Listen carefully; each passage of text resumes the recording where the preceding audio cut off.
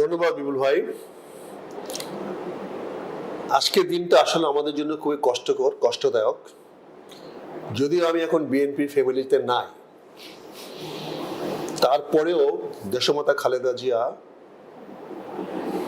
আমি বলবো না আমার মায়ের চেয়ে বড়, কারণ আমার মায়ের চেয়ে বড় কেউ ছিল না পৃথিবীতে, এখনো নাই, আগামীতে থাকবে না। তবে আমার মায়ের সমান, আমি তো ওনাকে মায়ের মতো মনে করতাম। আজকে এই হৃদয় বিদারক দিনে আপনি আমাকে ডেকেছেন। আসলে আজকে আমার কথা বলার কিছু নাই। দেশমাতা খালেদা জিয়া নিয়ে কথা বলার মতো যোগ্যতা আমি এখন অর্জন করতে পারি নাই। বাংলাদেশে উনি কি ছিলেন এটা দেশের জনগণ জানে, দেশের মানুষ জানে।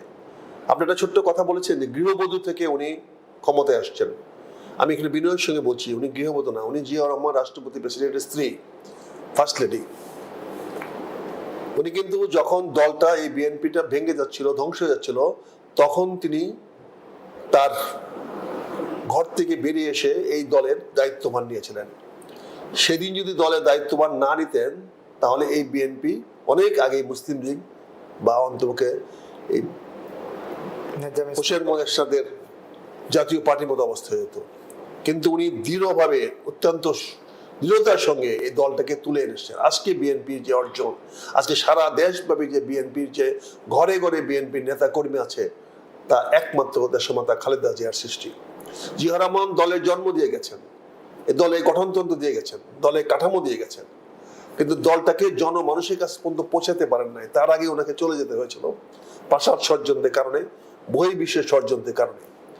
দেশমাতা খালেদা জিয়া অত্যন্ত দৃঢ়তার সঙ্গে উনি দলটাকে সংগঠিত করেছেন এবং দলটাকে উনি যতগুলো পদক্ষেপ নিয়েছেন ওনার নিজের চিন্তা থেকে, নিজের ইচ্ছা থেকে, আমি তার পাশ থেকে দেখেছি, তার প্রতিটা চিন্তা, প্রতিটা পদক্ষেপ ছিল নির্ভুল।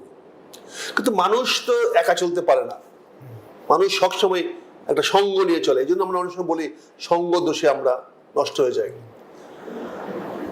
দেশমাতা খালেদা জিয়া একসময় ছিল বাংলাদেশে ক্রিম পলিটিশিয়ানরা ওনার সঙ্গ ছিল, যেমন মির্জা গোলাম হাফিজ,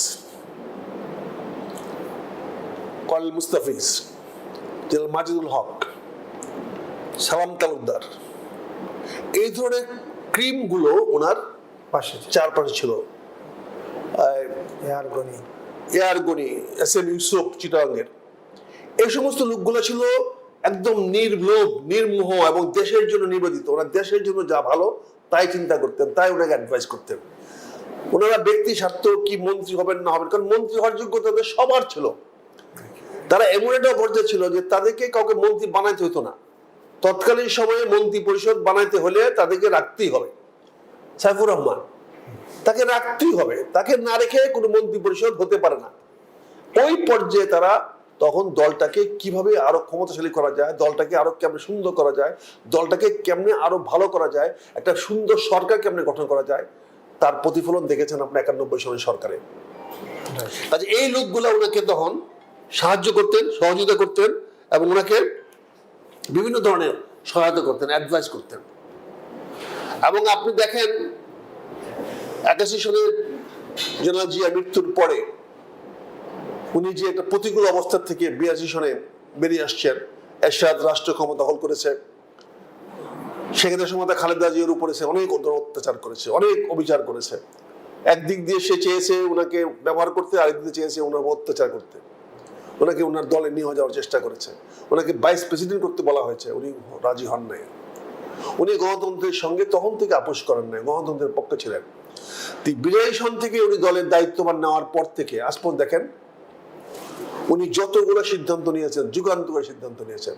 দেখেন হাসিনার মতো একজন স্বৈরশাসক ফেসিস, তার বাড়িতে ট্রাক নামাইয়ে দিয়েও তাকে নথি স্বীকার করতে পারে নাই। তার বাড়ির গেটে দিনের পর দিন, সপ্তাহের পর সপ্তাহ ট্রাক আটকে দিয়েও ওনাকে নথি স্বীকার করাতে পারেন নাই। 111 সরকার তাকে বাধ্য করতে পারেন নাই দেশ থেকে চলে যাওয়ার জন্য। অনেক চাপ সৃষ্টি করেছে, অনেক রকমের প্রতিকূল দেখাচ্ছে, কিন্তু 111 মতো একটি সরকারও ওনাকে দেশ থেকে বাইরে পাঠাতে পারে নাই। কারণ ওনার দেশের প্রতি যে ওনার মমতা, দেশের প্রতি যে ওনার যে আনুগত্য, দেশের প্রতি, মানুষের প্রতি, জনগণের প্রতি যে ওনার একটা ভালোবাসা, এটা অন্য কেউ চিনা নিতে পারে নাই। আমরা সেদিন দেশমাতা খালেদা জিয়া মুক্তি পরিশোধ করেছিলাম। আমার মতো একটা অধম সে মুক্তি পরিষদের সভাপতি ছিলাম। আমরা দেখেছি উনি অনড়, ওনাকে যখন জেলে নিয়ে গেছে সে রাত্রেও উনি আমাদের কাছে বলে গেছেন, খন্দকার দেলোয়ার সাহেবের মতো লোককে উনি মহাসচিব বানিয়ে গেছেন। সেই খন্দকার দেলোয়ার সাহেব শ্রদ্ধাভরে স্মরণ করতে হয়, তিনি উনার প্রতিটি কাজ সুপুঙ্খভাবে করে গেছেন। উনি কোনো রকম বেইমানি করেন নাই, দলের স্বার্থ বিরোধী দেশমাতা খালেদা যে স্বার্থ বিরোধী কোনো পদক্ষেপ করে নাই। আমি বলবো বিএনপির যতগুলো মহাসচিব আসছেন এরকম প্রতিকূল অবস্থায় খন্দকার দেলোয়ারের মতো মহাসচিব পাওয়া দুষ্কর। উনি ওনার দায়িত্ব পালন করে গেছেন। দেশমাতা খালেদা জিয়াই, তার কোনো বিকল্প নাই। তিনি দেশটাকে যেভাবে সুন্দরভাবে শাসন করার চেষ্টা করছেন, আমি ওনার কাছে গিয়েছি, ওনার পাশে থাকার সৌভাগ্য আমার হয়েছে, ওনাকে অনেক কাছ থেকে দেখার সৌভাগ্য আমার হয়েছে। আমি ওনার কাছে যখন যেটা চেয়েছি আমার স্মৃতিতে নাই যে আমি সেটা পাই নাই। আমি অনেক প্রতিকূল অবস্থায় ওনার কাছে গেছি, কিন্তু ওনার স্নেহ থেকে আদর থেকে কখনো বঞ্চিত হই নাই। কাজে আমি ওনাকে কি বলবো যে উনি বাংলাদেশের সত্যি অভিভাবক ছিলেন। আমরা আজকে সে অভিভাবককে হারিয়েছি। বাংলাদেশের মানুষ, এদেশের গণমানুষ, এদেশের মানুষ কোনো বিপদে আপদে কারো পাশে গিয়ে দাঁড়ানোর যেটা মানুষ, সেই মানুষটাকে আমরা হারিয়েছি। এই রাষ্ট্রের বিভিন্ন ক্রান্তিকালে রাষ্ট্র যখন দিগ্ভ্রান্ত, রাষ্ট্র যখন কোন দিকে যাবে, এরকম পর্যায়ে দেশমাতা খালেদা জিয়া কঠিন অবস্থান নিয়েছেন। দেশকে সঠিক পথে নিয়ে আসার জন্য উনি সংগ্রাম করে গেছেন। উনি 111 সরকারকে ক্ষমতা দিতে বাধ্য করে গেছেন, নির্বাচন দিতে বাধ্য করে গেছেন। উনি না হলে সেদিন 111 সরকার 2 বছরের মাথায় নির্বাচন দিত না। এটা আমি আজকে স্পষ্ট করে বলতে পারি। দেশমাতা খালেদা জিয়া যদি আপোষ করতেন, তাদের সঙ্গে যদি হাত মেলাতেন, তাহলে এই সরকার ক্ষমতার থেকে যেত না। 111 সরকার আরো দীর্ঘায়িত করত।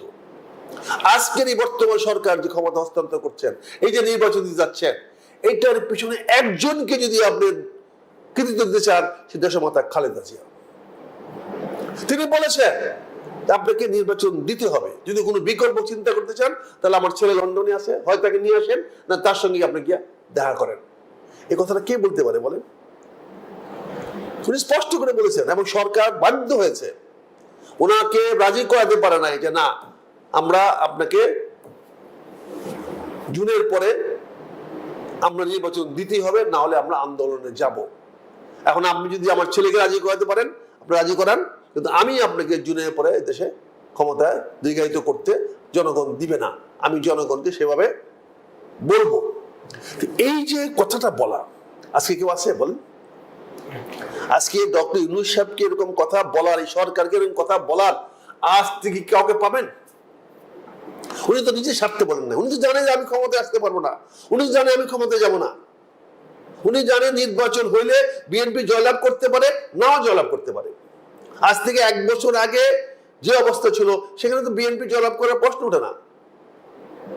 তখন উনি বলেছেন না, আপনাকে ক্ষমতা ছাড়তে হবে, আপনি নির্বাচিত হয়ে আসেন, নির্বাচন করেন দরকার পড়লে, কিন্তু নির্বাচন ছাড়া কোনো সরকার এদেশে টিকতে পারবে না। আপনি বড় জোর 1 বছর 1.5 বছর থাকেন। এবং উনি যে জুন মাসের যে রূপরেখা দিয়েছিল, আপনার মনে আছে কিনা, উনি বলেছেন যে জুনের আগে নির্বাচন হতে হবে। প্রথম বলছেন ডিসেম্বর আগে নির্বাচন হতে হবে, এটা উনি বলছেন জুনের মধ্যে, কিন্তু তারেক রহমান সাহেব বলছেন না, ডিসেম্বরের মধ্যে হতে হবে। যখন তারেক রহমান সাহেব নেগোশিয়েট করতে গেল, তখন তিনি বললেন যে না, ডিসেম্বরের মধ্যে নির্বাচন হইতে হবে। তো এই ডিসেম্বর আর জুনের মধ্যে এটা আপোষ রফা করে আজকে ফেব্রুয়ারিতে নির্বাচন হতে যাচ্ছে। এই নির্বাচনকে যে দিতে বাধ্য করা, সরকারকে বাধ্য করা, এটার জন্য দেশমাতা খালেদা জিয়া, তার কৃতিত্ব, তিনি আজকে করেছেন। আজকে যে ভারত সরকার এই নির্বাচনকে মেনে নিতে হবে, ইনক্লুসিভ মানে আওয়ামী লীগ নির্বাচন অংশগ্রহণ করা না, এই যে কোয়েশনটা আজকে আপোষ করা হয়েছে, এই যে আজকে ভারত সরকার পর্যন্ত এখান থেকে নেমে আসছে, ঠিক আছে, ইনক্লুসিভ নির্বাচন আওয়ামী লীগের লোকেরা ভোট দিতে পারলেই হবে। গতকালকে নির্বাচনের চূড়ান্ত মনোনয়ন সবাই কিনে নেওয়া হয়েছে, ডেট চলে গেছে। একজন আওয়ামী লীগের অংশগ্রহণ করে নাই। কই কোন ভারত সরকার কি কোনো আপত্তি করেছে? আন্তর্জাতিক পর্যায়ে কি আপত্তি করেছে? কেউ কোনো আপত্তি করে নাই। কেউ বলে নাই আওয়ামী লীগের লোক কেন প্রার্থী হলো না, এই প্রশ্ন কেউ করেছে? করে নাই। কারণ এটাই দেশমাতা খালেদা জিয়ার কৃতিত্ব। উনি সারা বিশ্বকে বোঝার চেষ্টা করে পেরেছে যে আওয়ামী লীগ নির্বাচনে অংশগ্রহণ করলে ইনক্লুসিভ হয় না, ইনক্লুসিভ হয় জনগণ নির্বাচনে অংশগ্রহণ না করতে পারলে। কাজে আজকে জনগণ নির্বাচনে অংশগ্রহণ করবে, জনগণের মধ্যে স্বতঃস্ফূর্ততা হয়েছে।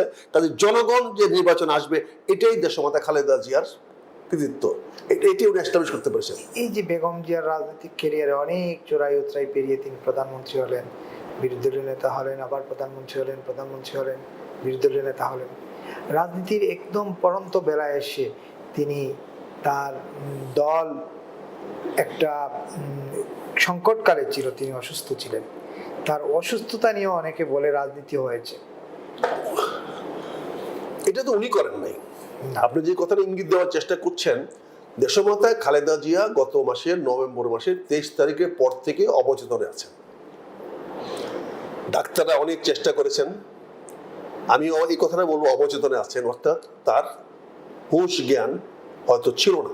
আমি জানি না ভিতরে কি ছিল, কিন্তু পত্র পত্রিকায় লেখালেখি আপনারা মিডিয়ার মাধ্যমে যা দেখেছেন সেটা হচ্ছে 23 তারিখে ওনাকে ভর্তি করার পরে তারা ওনাকে 48 ঘন্টার অবজারভেশন রেখেছিলেন। একটা 48 ঘন্টা অবজারভেশন কাকে রাখা হয়? যখন একটা মানুষের চেতনা থাকে না, যখন নিজে বলতে পারে না যে আমার কি সমস্যাগুলো হচ্ছে। তার মানে যখন এই রিপোর্টটা আসছে 48 ঘন্টা অবজারভেশন রাখা হয়েছে, ডক্টর শাহাবুদ্দিন যখন এই কথাটা বললেন, তখন আমরা ধরে নিলাম, বুঝে নিলাম যে উনি চেতনা হারিয়ে ফেলেছেন। ওই 23 তারিখ থেকে আজ পর্যন্ত যা ঘটেছে, এটা তো বেগম খালেদা, দেশমাতা খালেদা জিয়া ঘটায় নাই। 23শে নভেম্বর থেকে 30শে ডিসেম্বর ভোর 6টা পর্যন্ত যা কিছু হয়েছে তার সঙ্গে তো দেশমাতা খালেদা জিয়ার কোনো সংস্রব নাই, ওনার কোনো ইঙ্গিত নাই, কোনো আকার নাই, কোনো বলে নাই আমাকে বাঁচায় রাখো বা আমাকে মেরে ফেলো বা হতে পার মেবি আমাকে চেষ্টা করো, আমাকে বিদেশে নিয়ে যাও, চিকিৎসা করাও, এরকম কোনো আকুতি তো উনি কাউকে জানায় নাই। কারণ আমরা জানি 23শে নভেম্বর থেকে উনি অচেতন অবস্থায় হাসপাতালে আছেন। কাজে রাজনীতি তো উনি করেন নাই, রাজনীতি করেছে সরকার। এই সরকার দেশমাতা খালেদা জিয়ার মৃত্যুটাকে জনগণ কিভাবে নিবে এইটাকে নিয়ে একটা রাজনীতি করেছে। এই রাজনীতির পিছনে সরকার দায়ী, এটা তো বিএনপি করতে পারবে না, কারণ